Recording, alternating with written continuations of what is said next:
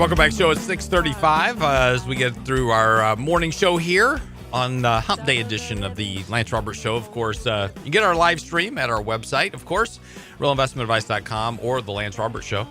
And, of course, also at our YouTube channel. You just go to YouTube and look up the Lance Roberts Show there. Get all of our podcasts there. In fact, we have a new podcast out that we released yesterday with Pedro da Costa. He's a journalist for Forbes and M&I, and, of course, a think tank specialist when it comes to the Federal Reserve. Very good interview talking about what's going on with the Federal Reserve, what happened recently, and what to expect, and how it's going to affect, basically, the markets and the economy.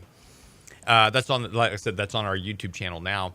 You get at our website or directly at YouTube. This morning I walked in and, for years, and people like this, because we're getting older, right? So we know people with hearing aids. I'm sorry, what? Yeah, exactly. And for years, we have been trying to figure out a way to make hearing aids less visible, right? Mm-hmm. So they've been getting smaller and more refined and higher quality. But it was, people were embarrassed about wearing a hearing aid because, it's like, look at that guy over there. He can't hear. He must be old. He must be old, right? So anyway, I was walking through the office this morning, and one of our advisors is here at the office. Yeah. And he's got earbuds hanging out of his ear. These Apple AirBuds. Yes. Right. And so there are these. If you haven't seen them, you'll see people walking around with them. They're these white earpieces that look like basically earphones with no cord on them. So they're just these white things hanging out of your ear. Yeah. So you kind of look a little dorky with it, but you're walking around with it. And I'm sitting there thinking to myself, it's like, for years that we've tried to make hearing aids less visible, you don't have to worry about it now. You can make some hearing aids look like a pair of Beats because just paint them white. Yeah, just paint them white and, make them look like an earbud hanging out of your ear. Obvious. Well, that or, the complete headset. We see people walking around now with the complete. What is that all about? I don't know. I do not understand that. I see people walking around downtown with these big cans on their ears. That is the stupidest looking thing I've ever seen in my life. Well, it's all fun and games to get hit by a car because you didn't hear it coming. Exactly. It's got like the downtown train that's quiet. Yes. And it's like every week somebody gets hit by the train. Killer Metro. Exactly. So I'm just sitting there thinking to hearing aid makers, quit trying to worry about making them small. Just make them look cool. Yeah. And save yourself. The bigger, the better. Right, because making them small costs a lot more money, right? So if you can use bigger components or whatever, there you go. Plus, you get a better bass response, You really get the low tones. Yeah. You can really hear Barry White, Yeah, baby. There you go. No, seriously. It's interesting. Lately, I don't know what's going on in the world, and I got into a conversation the other day with a young gentleman. And, it's always interesting talking to the youth, and because they get kind of swept up in these ideas about how the world is. And he's talking about how much money we spend on defense spending, right? And we just spend all this money on defense spending, and it's a big chunk. Actually, our defense spending as a percentage of our total budget has fallen for the last 50 years. In fact, it's currently now at the lowest percent of our federal budget ever on record. But we do spend more as a country than countries like Nigeria on national defense. But we do spend more than a lot of other countries on national defense. And the reason is because we're not just defending our country, we're also defending, every other hot spot in the world, right? When anybody ever gets in trouble, who do they call? They call the French? No, they call us. And so we go and we take care of the problem. But that's what we do. We've been the world's police force for the last 50 years. But, lately, there's been a lot of calls for a reduction of defense spending. And listen, I get it, right? We spend a lot of money on defense. But this is coming at a time, I'm reading more and more articles lately. China has just released pictures of their stealth bomber drone, right? It's a drone that is a stealth bomber.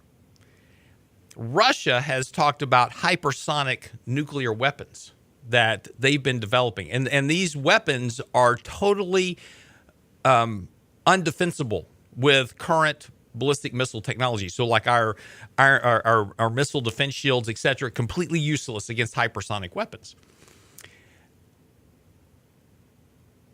Russia is preparing right now for a release of an underwater nuclear drone. It's a drone submarine that is capable of basically destroying an entire coastline city, an entire carrier fleet, all by itself. All drone technology. And look, the world's moving towards more and more drones. I mean, look, we have our own drones over here, too. I mean, we have our Predator drones and others that we use all around the world, but we're moving more and more into that direction. And it's interesting right now because you're seeing a big ramp up. I don't know if this is a warning sign or if this is something you should be worried about. All I'm saying is as of late, there have been numerous stories, and just simply go Google, China, Russia weapons, and you're going to see numerous stories about these releases of advanced weaponry technology that has been developed and released here just over the last couple of years. And there's a real push for this. My sons play this game, this video game called Fallout. And you know this game, Brent? You're nodding your head. I'm providing encouragement as you're doing. Gotcha. Okay, no, I thought you actually knew the game. Fallout. So it's very popular, and it's a post-apocalyptic world.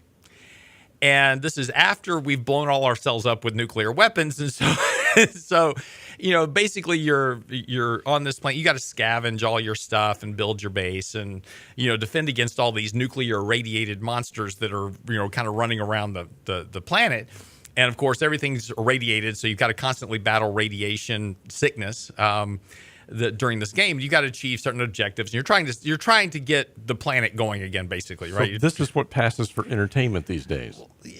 There's a story to it, but okay. Yeah, all right. just bear with me for a moment. Right. But in the game, and we've talked about this before about how science fiction becomes reality. Yeah.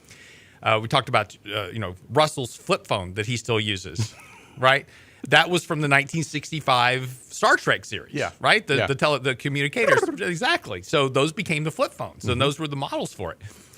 And so we see this advent of science fiction becomes reality over time. Well, in the game, this game called Fallout, there is a shoulder mount, one of the weapons that you can find. And it's the kind of the weapon to find because there's these certain monsters that are basically unkillable. Is a shoulder-mounted. It's called the Big Boy. It's a shoulder-mounted nuclear rocket launcher, and so once you find the rocket launcher, you've got to find what's called a mini nuke that fits inside of this rocket launcher to fire at these particular death claws or whatever. I think they're called the death claws, which are hard to kill. And so it's hard for me to keep up with all this stuff. But anyway, you're doing a good job. Thank you. So, fiction becomes reality. This just rolled off the assembly line. What makes this particular new nuke so troublesome is that it has only 1/3 of the capacity of what was used on Hiroshima. Okay. Yeah. So Hiroshima was about 100 kilotons. This is going to be roughly around 5 to 10 kilotons. Which is a kiloton is basically a lot.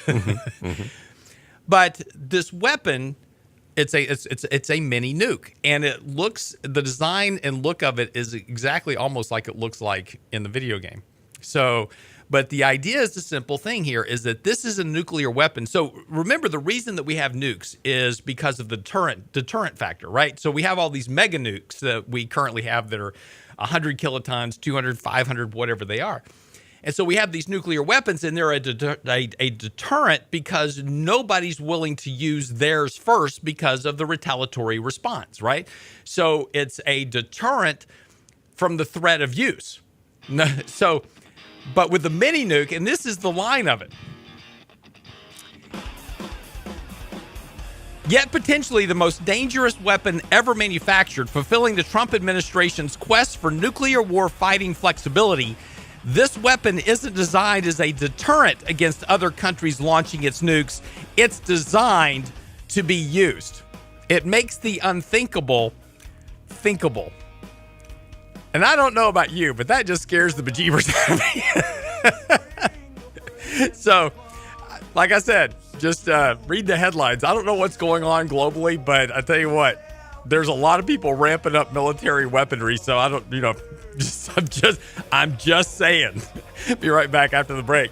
Fallout may be closer than we expect. You're listening to the Lance Roberts Show right here on the Voice of Texas. Don't go away.